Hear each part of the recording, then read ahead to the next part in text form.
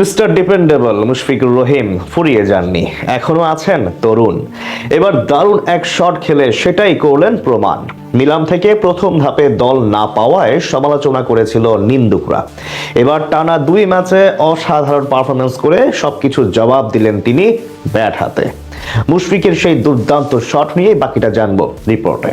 ক্রিজে এসে নিজের ফেস করা মোহাম্মদ সাইফুদ্দিনের ওভারের শেষ বলে এই আত্মবিশ্বাসী স্কুপ শটটি খেলেন মিস্টার ডিপেন্ডেবল। ক্যারিয়ারের পরন্ত বেলাতে এসেও অধ্যাবসায়ের মাধ্যমে নিজেকে ছাড়িয়ে যাওয়ার যে প্রচেষ্টা করছেন মুশফিক, তা যে কোনো তরুণ ক্রিকেটারের কাছে অনুপ্রেরণার বিষয় হয়ে থাকবে।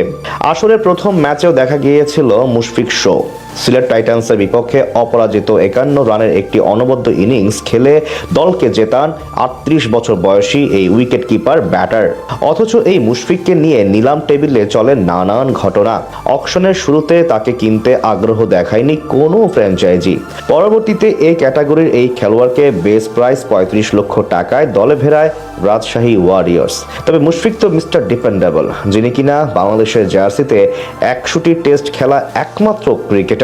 তিনি জানেন কিভাবে ব্যাট দিয়ে সকল সমালোচনার জবাব দিতে হয়, কিভাবে অধ্যাবসায়ের মাধ্যমে রানে ফিরে আসতে হয়। প্রথম ম্যাচে সিলেটের দর্শকদের উল্লাসে মাতিয়ে এবং নিন্দুকদের চুপ করে দিয়ে তার করা উদযাপন যেন এই বার্তাটি দিয়েছিল। বিপিএল ক্যারিয়ারে 9টি আলাদা আলাদা ফ্র্যাঞ্চাইজির হয়ে 142টি ম্যাচ খেলেছেন এই ডানহাতি। বিপিএলে 3500-এরও বেশি রান করা এই ব্যাটার এখনো হয়ে আছেন দেশের ক্রিকেটের অন্যতম ভরসার নাম। বাংলাদেশের জার্সিতে 476টি ম্যাচ খেলে ফেলা এই লিজেন্ড যেন বয়সের চাপকে উপেক্ষা করে ক্রিকেটটাকে উপভোগ করছেন আপন মনে। অনুশীলনের সবার আগে আসা এই ক্রিকেটার অন্য সবার জন্য যেমন অনুপ্রেরণার নাম, ঠিক তেমনি প্রতিপক্ষের বোলারদের জন্য বেশ চিন্তার কারণ।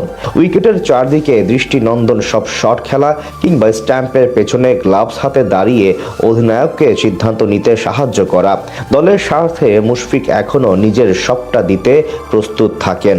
বিপিএল এর উদ্বোধনী ম্যাচে নাজমুল হোসেন শান্তকে বড় ইনিংস খেলাতে যেভাবে সাহায্য করেছিলেন মিস্টার ডিপেন্ডেবল, তাতেই প্রমাণ হয় একটি দলে কতটা প্রয়োজন একজন মুশফিকের মতো খেলোয়াড়ের। রাজশাহীর দ্বিতীয় ম্যাচেও মুশফিকের খেলা মাত্র 22 রানের ইনিংসটাও ছিল দলের জন্য বেশ গুরুত্বপূর্ণ।